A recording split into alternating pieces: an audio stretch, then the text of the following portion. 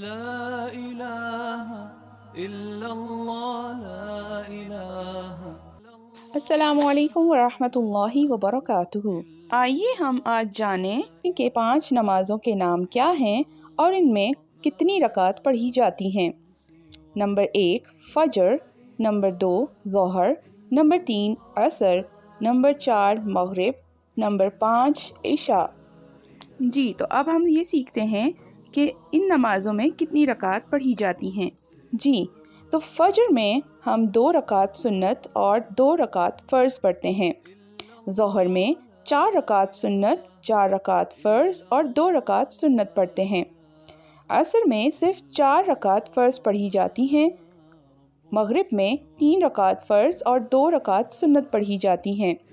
عشاء میں 4 رکعت فرض، 2 رکعت سنت اور 3 رکعت وتر پڑھے جاتے ہیں۔ آئیے اب سیکھتے ہیں کہ نماز کیسے پڑھی جائے اور اس میں کیا پڑھا جائے، لیکن اسے شروع کرنے سے پہلے ہمیں نماز پڑھنے کے لیے کچھ شرائط کو مد نظر رکھنا ہے۔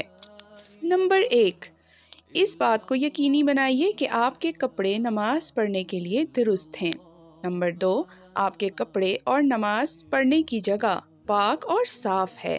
نمبر 3، اس بات کو یقینی بنائیے کہ آپ باوضو ہیں۔ نمبر 4، نماز پڑھتے وقت آپ کا رخ قبلے کی طرف ہو۔ ان تمام شرائط پر عمل کرنا بہت ضروری ہے کیونکہ ان کے بغیر آپ کی نماز نہیں ہو سکتی۔ جزاکم اللہ خیرا کثیرا۔ السلام علیکم ورحمۃ اللہ وبرکاتہ۔